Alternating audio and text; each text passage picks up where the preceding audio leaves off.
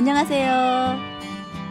누구나 모여 무슨 이야기든 편안하게 할 수 있는 나무의자입니다.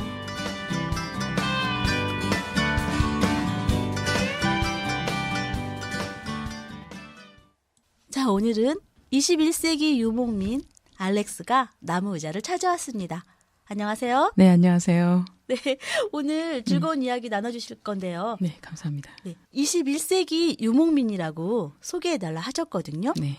왜 그렇게 하셨는지 궁금합니다. 아, 예. 제가 여러 나라를 돌아다니는 걸 좋아하고 그리고 여러 나라를 다녀봤고 그래서 21세기 유목민처럼 살고 싶어서 진짜 21세기를 살고 있는 사람으로서 유목민처럼 살고 싶어가지고 이렇게 21세기 유목민이라고 제가 명명을 했습니다. 네, 그럼 실제로 많은 곳을 다니셨겠네요. 네, 여러 나라를 여행도 하고 여러 나라의 사람도 보고 하면서 지금 이렇게 살고 있죠. 아, 그래서 여러 나라 각국을 다니시면서 우리 교육에 대한 네. 궁금한 점을 다 모아 네. 오늘도 핵심적으로 이야기 나눠주실 거죠? 네. 예. 네. 제가 많은 친구들을 만나게 되거든요. 이 여기저기 돌아다니다 보면. 그러면 그 친구들이 공통적으로 하는 이야기가 뭐냐면 공부를 왜 해야 되는지 모르겠다. 그러니까 공부는 왜 해야 돼요? 라고 자꾸 물어보거든요. 그러니까요. 저도 공부는 부담스러워요. 근데 해야만 하는데 왜 해야 하는지. 예. 그리고 왜 해야 되냐고 또 물어보기도 하고 하는 말이 또 뭐라 그러냐면 어차피 시험 끝나고 나면 다 잊어먹을 텐데. 예. 저도 그랬습니다. 네. 그러니까 지금 막 열심히 외워가지고 시험 보고 그리고 끝이야. 그리고 또 똑같이 하는 말이 물건 사고 파는데 더하기 빼기 잘하는데 계산기까지 나와 있는데 굳이 수학을 할 필요가 있나. 함수, 미분적분 공부할 필요가 있습니까?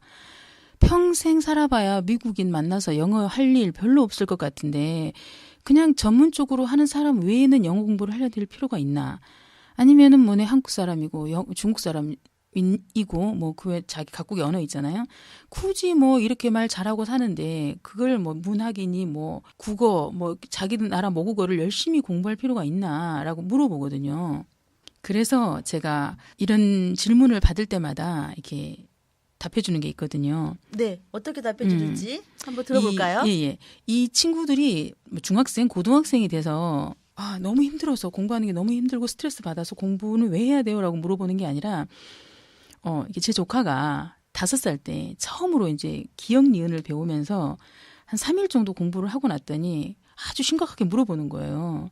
이모, 공부는 왜 해야 돼요? 라고 한숨을 푹 쉬면서.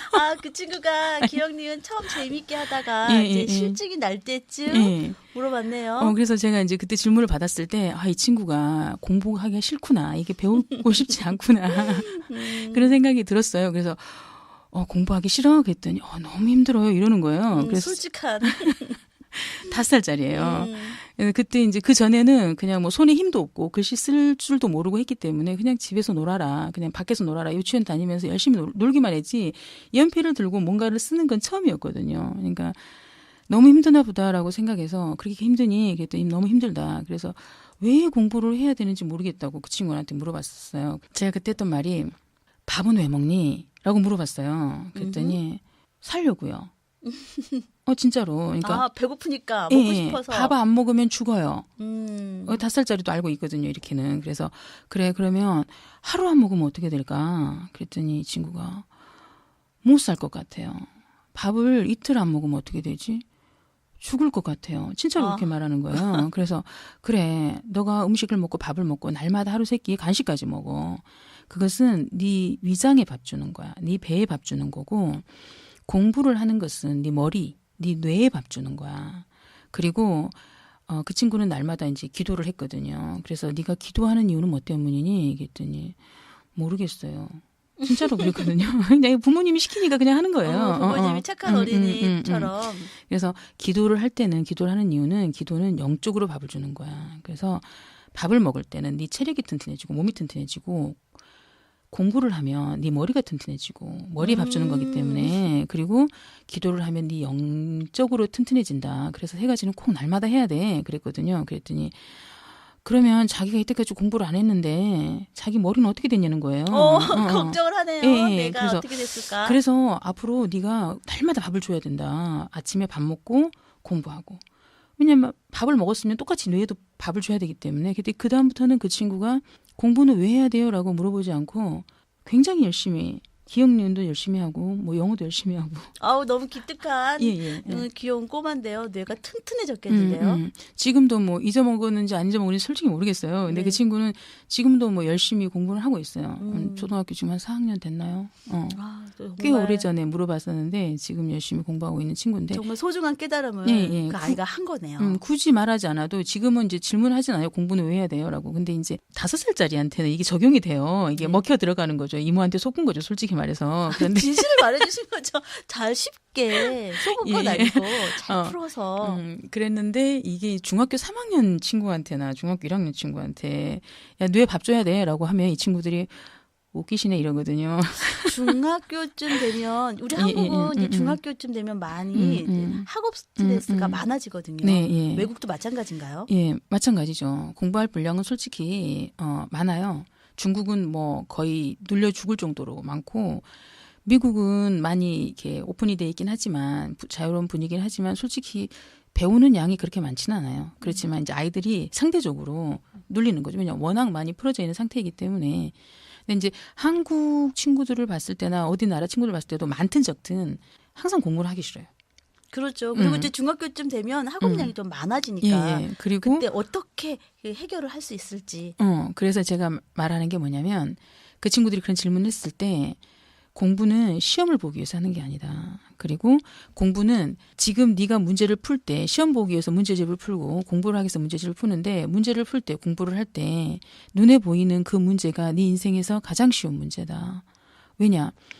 지금 네 눈앞에도 있고 네가 앞으로 사회에 나갔을 때도 눈에 보이지 않는 문제들이 너무나 많은데 이 눈에 보이지 않는 문제들을 해결할 수 있는 방법이 없어. 왜? 지금 네가 문제를 푸는 방법을 연습하지 않으면. 그래서 눈에 보이는 문제를 가지고 합리적인 사고를 가지고 논리적인 사고를 가지고 앞으로 사회에 나갔을 때 아니면 인간관계에서 눈에 보이지 않는 문제들을 풀기 위해서 지금 네가 눈에 보이는 문제를 가지고 연습하는 거야. 그래서 더하기 빼기 하려고 수학을 배우는 게 아니고 미국인 만나서 평생 한두 번 있을 그것을 위해서 영어를 배우는 게 아니고 네가 지금 내 앞에 놓여져 있는 이 문제를 어떻게 풀 것인가 기승전결 잘 따져서 아 이렇게 풀어야겠구나 이제 저렇게 풀어야겠구나 라고 그걸 미리 연습하는 거야. 네가 8살 때부터 20살 때까지 12년간 어떻게 풀어야 될 것인가를 연습하는 거지 시험 보기 위해서 대학 가기 위해서 공부하는 게 절대 아니다라고 말을 하죠. 근데 우리 그 얘기 들어보시니까 정말 맞는 말씀이신데 우리 한국이나 또 제가 학창 시절이나 이렇게 보면 시험은 공부는 일단 시험을 보기 위한 그 잘 보기 위한 이런 내용들이었다. 그래서 내가 본 것이 점수화되는 것의 부담감 때문에 공부가 더 겁이 나고 싫어지고 이랬던 것 같아요. 그래서 지금 보통 제가 아이들한테 말할 때 공부하지 마라 그러거든요. 솔직히 말해서. 왜냐면은 부모님들이 봤을 때 우리 아이들은 굉장히 똑똑한 것 같아. 자기 부모님이 봤을 때 자기 자식은 다 똑똑하거든요. 그런데 이 아이가 나랑 공부할 때는 너무 잘해. 수학도 잘하고 너무 잘해요. 진짜로 그렇게 생각하거든요. 그런데 점수가 왜 이렇게 낮을까? 부모님이 엄마가 자식이랑 같이 시험 이렇게 문제를 풀잖아요. 공부를 같이 하면 공부를 하는 이유가 뭐냐면 공부를 하는 이유는 문제 해결 능력을 키우기 위해서 하는 거예요. 그런데 엄마랑 같이 풀 때는 엄마가 그 문제를 이해를 시켜줘. 자식한테. 그렇지. 저 같은 경우도 문제가 이러이러해서 이러이러합니다. 이거 답이 뭐야? 이렇게. 그렇죠. 그래가지고 자식이 문제를 그 공부를 하면서 이 문제를 어떻게 해결해야 되겠구나라고 해결 능력을 배워야 되는데 단순 암기하고 단순 계산 능력만 가르치게 만드는 거예요. 배우게 만드는 거예요. 그러니까 시험을 볼 때는 애가 혼자 들어가서 시험을 봐야 되잖아요. 그러면 시험을 보면 어떻게 돼요? 혼자 읽어주는 사람이 없는 거죠. 그렇죠. 혼자 해결해야 돼. 그러면 해결 능력을 배우지 못했기 때문에 문제는 못 푸는 거고 시험 점수는 낮게 나오는 게 당연한 거죠. 그래서 제가 아까 전에 말했던 공부하지 마라라고 했던 것은 그렇게 공부하지 마라. 공부는 시험을 잘 보기 위해서 공부하는 게 아니다. 물론 시험은 점수는 잘 나오는 게 제일 좋죠. 누구나 공부는 다 잘하고 싶어 해요. 공부는 조금 하고 싶고 점수는 잘 나오고 싶고 이게 우리 마음이거든요. 좋은 결과를 기대하죠. 그걸 할 수 있는 방법 중에 하나가 뭐냐면 문제를 읽고 문제를 푸는 거예요. 그리고 남이 읽어주면 그건 자기게 절대 될 수가 없어요. 그래서 문제를 차분히 읽고 어떻게 이 문제를 풀 것인가. 눈에 보이지 않는 문제를 풀기 위해서 지금 연습하는 거라 그랬잖아요. 눈에 보이는 문제가 제일 쉽고 세상에서 똑같은 문제는 하나도 없어. 그런데 이 문제를 외우려고 생각을 하면 그 문제도 어떻게 외우겠어요? 그 풀이 방법을 다 외워야 되거든요. 그래서 애들이 지치게 돼요. 너무 힘들다. 이런 공부를 왜 해야 되는가? 그런데 문제를 읽고 그 문제를 이해하고 어떻게 해결해 갈 것인가에 대한 훈련을 하게 되잖아요. 그러면은 솔직히 공부는 아주 쉬워요. 문제 속에 답이 있다. 너무 상투적인 말인데 진짜로 문제 속에 답이 있어요. 그런데 부모님이 어렸을 때부터 공부를 막 시작했을 때부터 그 능력을 싸그리 뺏어가 버리는 거예요. 왜? 너무 마음이 급해 엄마가. 자기 자식이 빨리빨리 문제를 풀었으면 좋겠어. 아이들한테 학업에 대한 공부에 대한 취미를 그냥 흥미를 잃어버리지 않게 하기 위해서는 아이들이 가장 먼저 만나는 스승은 사실은 선생님은 엄마거든요. 그렇죠. 예, 엄마. 예. 네.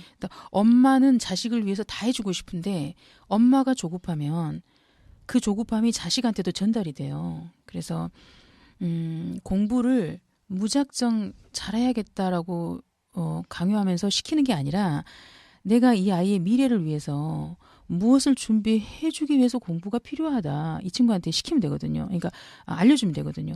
만약에 예를 들면 이런 아이들이 있어요. 이렇게 물어보시는 부모님들이 있거든요. 우리 아이는 너무 느려요. 많이 들어본 질문입니다. 예, 너무 느려요. 이렇게 말하는데 이것은 사실은 느린 게 아니라 하기가 싫은 거예요. 그러니까 이 친구가 자기가 좋아하는 일 게임해라 그러면 불이 나게 하고요. 인터넷 해라 그러면은 뭐 하루 종일 다 하고요.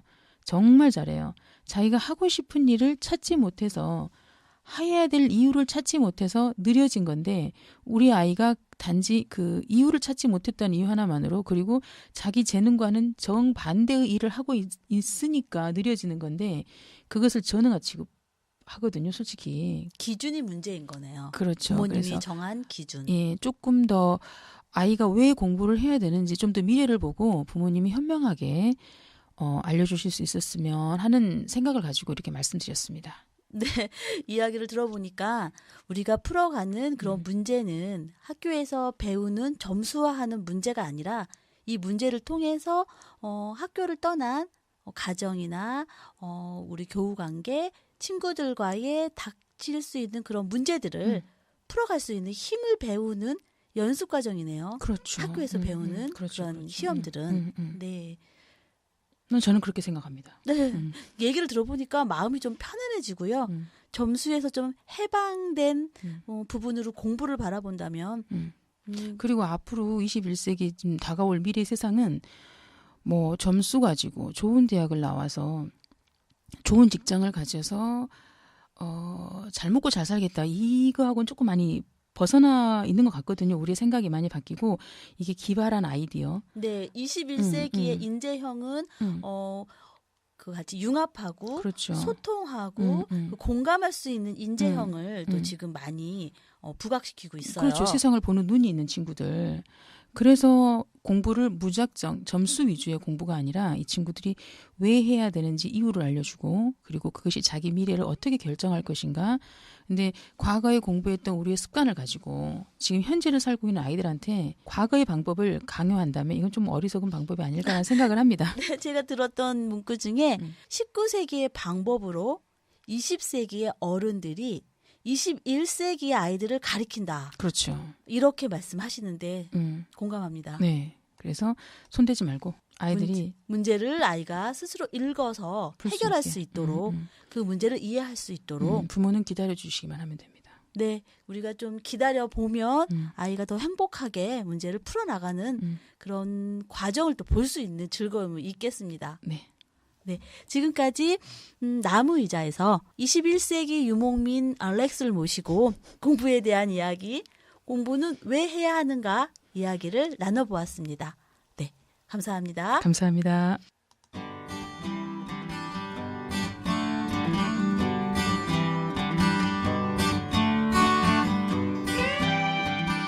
네, 여러분. 오늘 시간 어떠셨나요? 여러분과 함께 우리의 일상을 담아보는 나무의자였습니다. 다음 시간에도 여러분들과 함께 할 수 있는 이야기 준비해서 다시 찾아오겠습니다. 오늘도 행복한 오후 보내세요. 감사합니다.